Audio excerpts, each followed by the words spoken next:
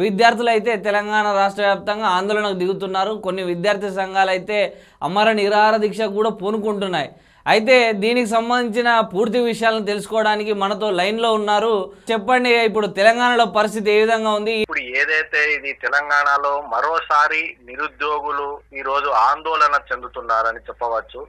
గతంలో ఏదైతే 10 సంవత్సరాలు ఏవైతే కేసీఆర్ ప్రభుత్వం గతంలో నీళ్లు నిధులు నియామకాలు, అసలు తెలంగాణ రాష్ట్రం ఏర్పడిందే ఈ నీళ్లు నిధులు నియామకాలు అన్న అంశం పైన. గతంలో ఆంధ్ర పాలకులు ఎవరైతే తమ నియామకాల్లో ఎక్కువగా ఆంధ్ర ప్రాంత ప్రజలకు చెందినటువంటి వాళ్ళను నియమించుకొని ఉద్యోగాల్లో మనకి మోసం జరిగింది అనుకున్నామో వాటి మీద తిరగబడ్డారు మన తెలంగాణ ప్రజలు. అందుకే ఈ రోజు మనకి తెలంగాణ రాష్ట్రం అనేది ఏర్పడింది.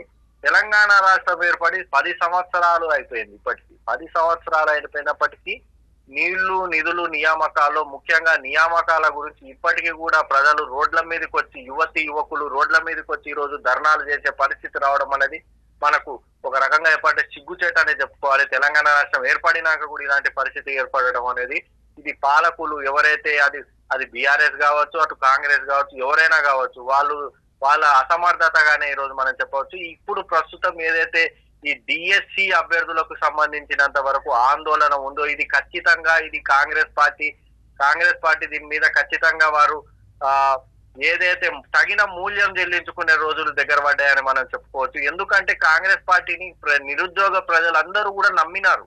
ఎందుకంటే వాళ్ళు ఊరూరికి వెళ్లి ఎలక్షన్స్ అప్పుడు కాంగ్రెస్ పార్టీకి ఖచ్చితంగా ఓటేయాలని తమ ఇళ్లలో పెద్దవాళ్ళను ఒప్పించి మరి ఊళ్ళల్లో ప్రచారం చేసి మరి వాళ్ళు స్వచ్ఛందంగా కాంగ్రెస్ పార్టీ కార్యకర్తల కన్నా కూడా ఎక్కువగా నిరుద్యోగులే ఊరూరు తిరిగి కేసీఆర్ ని గద్దెదించితే గాని తమకు కొలువులు దక్కవనేసి ఊరూరు తిరిగి అన్ని వర్గాల ప్రజలు, అన్ని ప్రాంతాల ప్రజలను, అన్ని వర్గాలకు చెందినటువంటి తమ ఇంట్లో వాళ్ళని అందరినీ ఒప్పించి ఓట్లేయించి ఈ రోజు కాంగ్రెస్ పార్టీని గద్దెనెక్కించారు.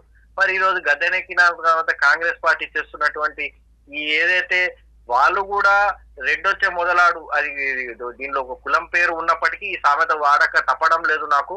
ఎందుకంటే ఎవరు వచ్చినా సరే ఇది నిరుద్యోగులు రోడ్డు ఎక్కడము, వాళ్ళు మళ్ళీ మాకు ఉద్యోగాలు కావాలనేసి ధర్నాలు చేయడము ఇదే జరిగిపోయింది. ఇక ఈ డిఎస్సి నిర్వహణ విషయానికి వచ్చినట్టయితే గతంలో ఎన్నికలకు ముందు ఎన్నికల్లో హామీ ఇచ్చిండు రాహుల్ గాంధీ కూడా స్వయంగా వచ్చి ఆయన అశోక్ నగర్ చౌరస్తాలో నిలబడి ఎన్నికలకు సంబంధించినట్టు హామీ ఇచ్చిండు. నిరుద్యోగులకు ఖచ్చితంగా న్యాయం చేస్తాము అనేసి ఆయన ప్రశ్నించే గొంతుకు అవుతా అన్నాడు, అన్ని రకాలుగా అవుతా అన్నాడు. కానీ ఇప్పుడు ఈ డిఎస్సి నిర్వహణకు ఏదైతే కాంగ్రెస్ పార్టీ ప్రస్తుతము ఎవరైతే నోటిఫికేషన్ వచ్చిందో దీని పట్ల డిఎస్సి అభ్యర్థుల్లో ఎవరైతే బీఈడీ చేసినటువంటి టెట్ క్వాలిఫై అయినటువంటి అభ్యర్థుల్లో తీవ్రమైన నిరాశలో కూరుకుపోయారని చెప్పవచ్చు. ఎందుకంటే వీళ్ళు చేసినటువంటి హామీ ఒకటి, ప్రస్తుతం నిర్వహిస్తున్నటువంటి డిఎస్సి ఒకటి.